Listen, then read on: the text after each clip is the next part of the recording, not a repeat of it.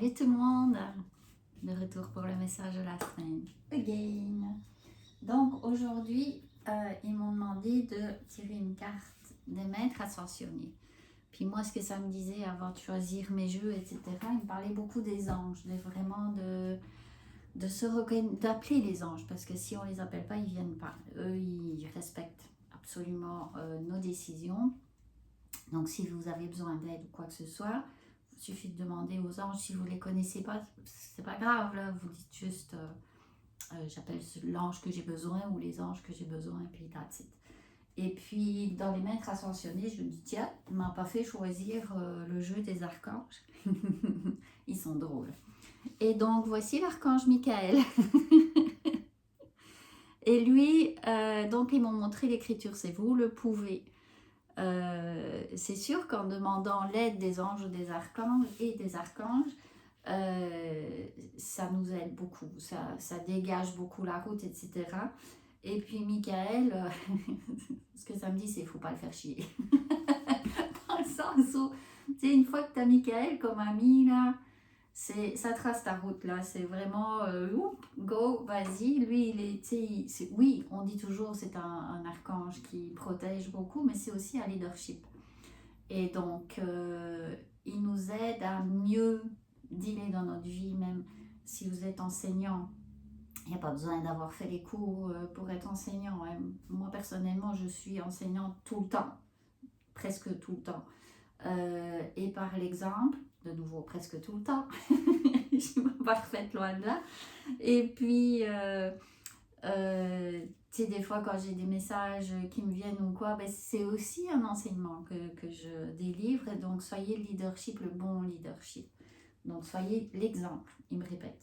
Donc, ça veut dire que vous devez l'entendre. Enfin, vous faites pas ce que vous voulez, mais l'exemple. Voilà. Je vais mettre ça avec ça. Alors, évidemment, ils m'ont fait prendre le tarot des anges, puisqu'ils me répétaient les anges, les anges, les anges.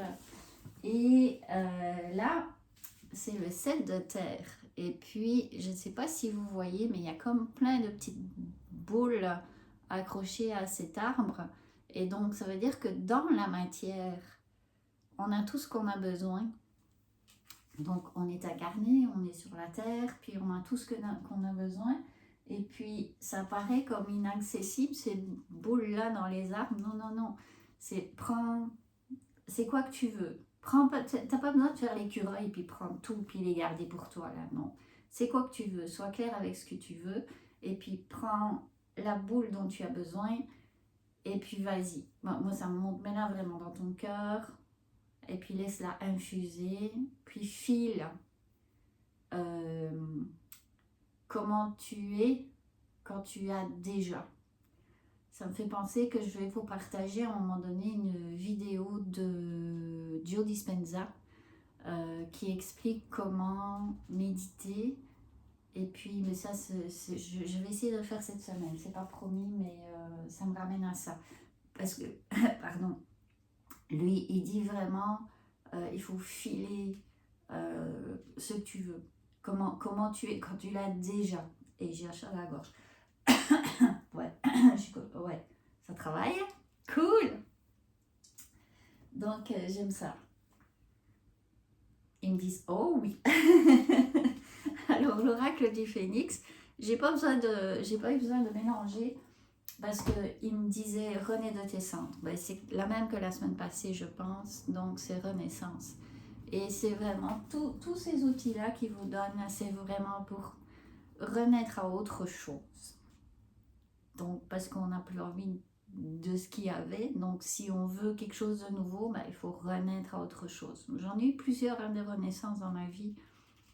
Pas juste une. Donc, voilà. J'espère que j'étais pas trop dispersée. C'est clair dans ma tête, mais je suis pas sûre que c'est sorti clairement. Donc, voilà. Il me reste plus qu'à vous souhaiter de passer une merveilleuse semaine. Bye bye.